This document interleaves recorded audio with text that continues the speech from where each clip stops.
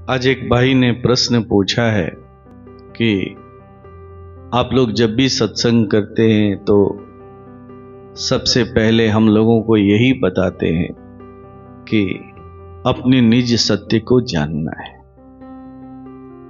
तो मेरा प्रश्न ये है कि क्या हम लोग सत्य के संपर्क में नहीं रहते? तो मैं आपको ये बताना चाहूंगा कि निसंदेह आप अपने सत्य के संपर्क में रहते।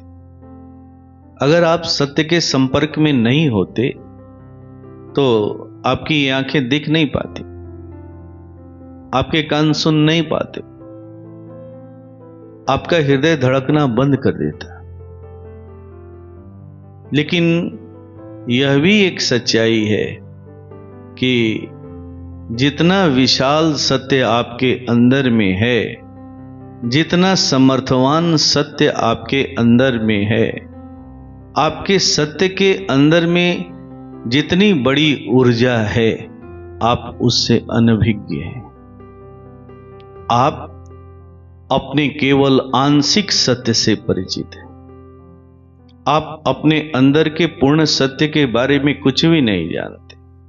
इतनी बड़ी संपदा, इतना बड़ा धन आपके पास मौजूद है, लेकिन जब आप कहीं फंसते हैं तो सहारा किसका लेते हैं? तो झूठ का, चालाकी का। लेकिन आप अपने अंदर के सत्य को विकसित नहीं करना चाहते। याद रखिएगा, जिस दिन आप अपने सत्य को विकसित कर लेंगे, अपने अंदर के विशाल सत्य से परिचित हो जाएंगे, फिर इस संसार में आपका कोई भी कुछ नहीं बिगाड़ सकता। अपने विशाल सत्य को प्राप्त कर लेना ही तो पूर्णता है। एक मनुष्य इसी कार्य के लिए तो मानव जीवन में आता है। अब प्रश्न उठता है कि हमारे अंदर जो सत्य है, उस सत्य से हमारा परिचय कैसे होगा? हम अपने अंदर के पूर्ण सत्य को कैसे जान पाएंगे? तो इसके लिए आपको गुरु के सत्य का सहारा लेना पड़ेगा। गुरु ने जो आपको गुरु मंत्र दिया है, वही गुरु का सत्य है, वही गुरु की आत्मा है। जब हम गुरु मंत्र का सहारा लेते हैं तो बड़ी आसानी के साथ अपने अंदर में प्रवेश कर जाते हैं। जैसे ही हम अपने अंदर में प्रवेश करते हैं, हमें हमारे सत्य से परिचय होने लगता है। हम अपने सत्य के करीब जाने लगते हैं। हमारे अंदर में जो सत्य है, उसका गुण हमारे आचरण में दिखने लगता है, हमारे चरित्र में दिखने लगता है। अगर हम कहीं सत्संग सभा में बैठे होते हैं तो जिस शरीर को लेकर के बैठे होते हैं, वो शरीर सत्य नहीं होता है। अगर हम किसी ज्ञान को लेकर के बैठे होते हैं, वो ज्ञान भी सत्य नहीं होता है।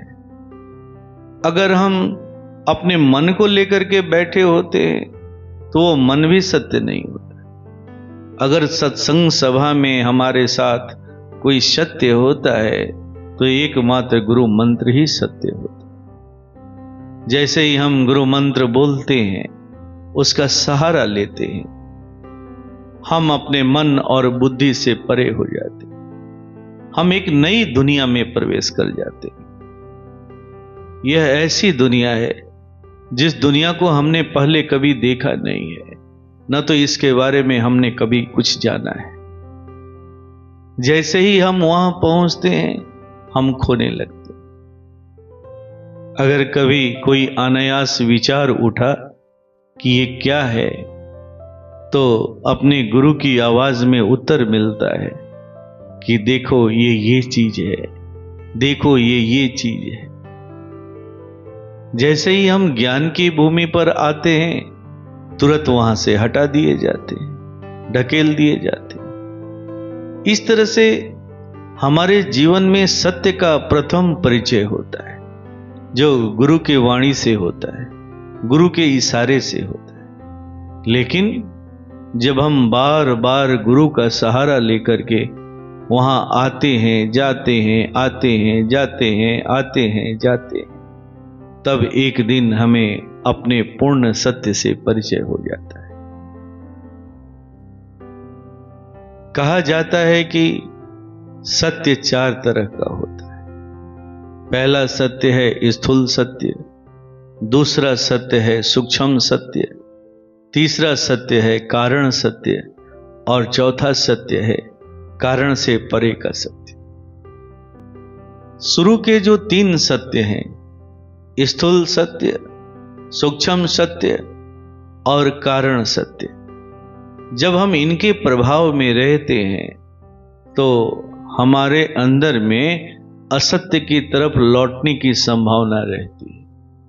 लेकिन जब हम कारण से परे के सत्य में प्रवेश कर जाते हैं तो फिर हम कभी भी असत्य की तरफ वापस नहीं लौटते। अगर परमात्मा ने विशेष कार्य के लिए आदेश दिया तो फिर जब हम लौटते हैं तो सत्य की सुगंधी लेकर के लौटते हैं। अब यही सुगंधी दूसरे को सत्य तक पहुंचाने का कार्य करने लगती। इस तरह से गुरु का सत्य हमें अपने सत्य से परिचय करा देता है।